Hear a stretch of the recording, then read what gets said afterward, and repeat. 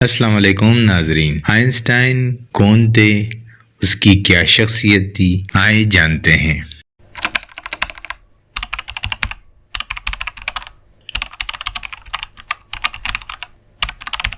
ہم سب جانتے ہیں کہ آئنسٹائن ایک جینس یعنی نابغہ تھا، ایسا شخص جس کا دماغ ہزاروں سائنسدانوں کے برابر کام کرتا تھا۔ وہ چیزیں جن کے بارے میں ہم سوچ بھی نہیں سکتے، آئنسٹائن نے نہ صرف ان پر سوچا بلکہ پوری دنیا کے لیے انہیں سمجھنا آسان بنا دیا۔ البرٹ آئنسٹائن ایک عظیم طبیعیات دان تھا جس نے تھیوری آف اسپیشل ریلیٹیوٹی یعنی خصوصی اضافیت کا نظریہ پیش کیا۔ وہی مشہور فارمولا E=mc²۔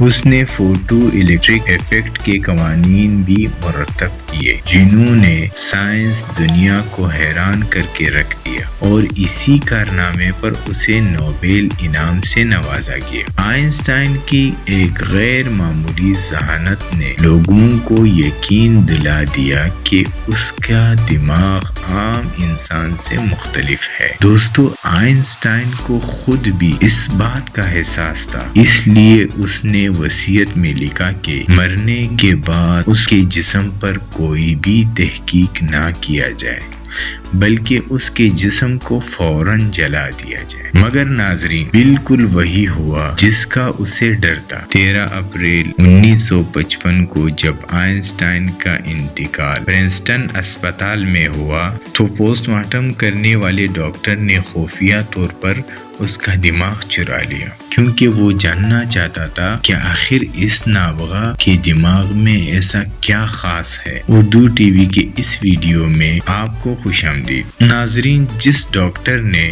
آئنسٹائن کا دماغ چرایا اس کا نام تھا ڈاکٹر تومس ہاروی۔ وہ نتائج کی پرواہ کیے بغیر اس دماغ کا معائنہ کرنے پر تلا ہوا تھا۔ جب اسپتال والوں کو یہ بات پتہ چلی تو اس سے فوراً نوکری سے نکال دیا گیا۔ لیکن ناظرین، ڈاکٹر ہاروی نے آئنسٹائن کے بیٹے انس البرٹ کو قائل کر لیا کہ اسے اپنے والد کی دماغ پر تحقیق کی اجازت دے۔ یوں اس دن سے اس دماغ کا ایک لمبا اور حیرت انگیز سفر شروع ہوا۔ ہاروی ایک پیتھولوجسٹ تھا یعنی پوسٹ مارٹم کا ماہر، مگر اس نے سمجھ لیا کہ وہ ایک جینس کے دماغ پر تحقیق کر سکتا ہے۔ نوکری ختم ہونے کے بعد وہ دماغ کو اپنے ساتھ لے کر فلاڈیلفیا پنسلوانیا چلا گیا۔ وہاں اس نے دماغ کے درجنوں تصاویر بنائی اور ناظرین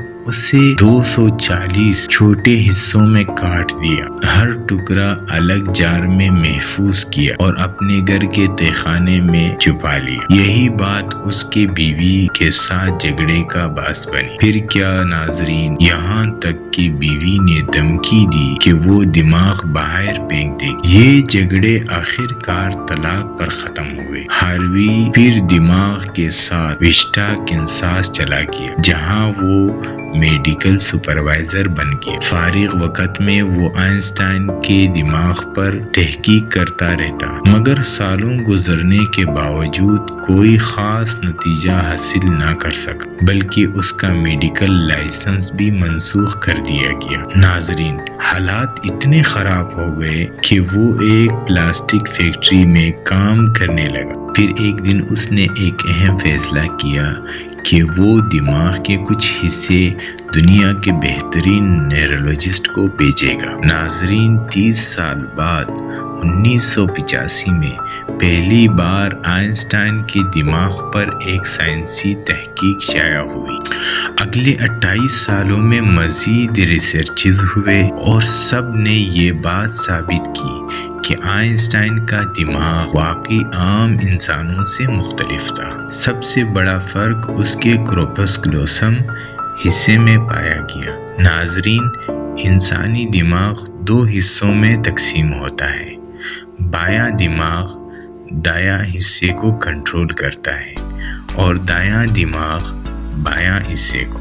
90% انسانوں میں بایاں دماغ بولنے، سمجھنے، ریاضی اور لکھنے کے لیے ذمہ دار ہوتا ہے، جبکہ دایاں دماغ تخلیقی صلاحیت، ہارٹ اور موسیقی کو سمجھتا ہے۔ کارپس کلوسم وہ لنک ہے جو دماغ کے دونوں حصوں کو جوڑتا ہے تاکہ وہ ایک ساتھ مل کر کام کر سکے۔ آئنسٹائن کا کارپس کلوسم عام انسان سے بڑا تھا، یعنی اس کے دونوں دماغی حصوں کا رابطہ بہت مضبوط تھا، اس لیے وہ پیچیدہ مسائل، خیالات کو ذہن میں آسانی سے تصور کر لیتا تھا۔ ناظرین، اس کے دماغ کے خلیے نیورونز کی ترتیب بھی مختلف تھی، جس سے معلومات کا بہاؤ تیز ہوتا تھا، اس لیے وہ بغیر قلم اور کاغذ کے مشکل ترین ریاضی سوالات ذہن میں حل کر لیتا تھا۔ تحقیق کے مطابق اس کا دماغ عام انسان سے ہلکا تھا، یعنی 1230 گرام، جبکہ عام وزن تقریباً 1400 گرام ہوتا ہے، لیکن اس کی جالیاں پتلی، جس کی وجہ سے اس میں زیادہ نیورون موجود تھے۔ یہ سوال بھی اٹھا کہ کیا آئنسٹائن پیدا ہی ایک خاص دماغ کے ساتھ ہوا تھا یا یہ صلاحیت بعد میں پیدا ہوئی؟ ناظرین، تحقیق سے پتہ چلا 5 سال کے عمر تک بول نہیں پاتا تھا اور اس کے یادداشت بھی کمزور تھی، لیکن اس کی منطق غیر معمولی تھی۔ اگرچہ وہ دیگر مضامین میں ناکام رہا، لیکن ریاضی اور سائنس میں ہمیشہ بہترین رہا۔ صرف 12 سال کی عمر میں اس نے جیومیٹری کی کتاب ایک دن میں ختم کر لی اور 14 سال کی عمر میں کیلکولیس میں مہارت حاصل کی۔ اس کے سوالات اتنے مشکل ہوتے تھے کہ پروفیسر بھی اس سے گھبرا جاتے تھے۔ ناظرین، 26 سال کی عمر میں اس نے 4 تحقیقی مکالمے شائع کیے جنہوں نے دنیا کو حیران کر دیا، اور اسی کارنامے پر اسے نوبل انعام ملا۔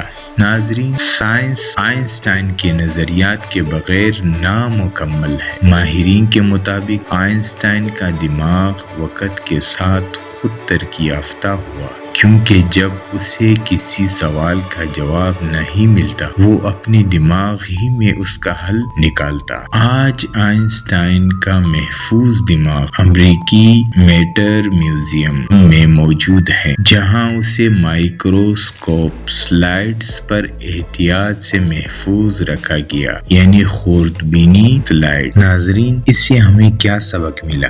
اللہ پاک نے ہر انسان کو کوئی نہ کوئی خاص صلاحیت عطا کی ہے، فرق صرف یہ ہے کچھ لوگ اسے پہچان لیتے ہیں جبکہ کچھ اپنے ساری زندگی گزار دیتے ہیں بغیر جانے کہ وہ کتنے کچھ کر سکتے تھے۔ یاد رکھیں، صلاحیت خود نہیں جاگتی، اسے محنت، حوصلے اور ایمان سے زندہ کرنا پڑتا ہے۔ اور اگر آپ کو ایسی کہانیاں پسند ہے تو اردو ٹی وی کو ضرور سبسکرائب کریں، کیونکہ یہاں ہم آپ کے لیے لاتے ہیں دنیا کے حیرت انگیز واقعات، پراسرار کہانیاں اور سچ پر مبنی داستانیں۔ ہم سے جڑے رہے، اپنا بہت سارا خیال رکھیے گا۔ اللہ حافظ۔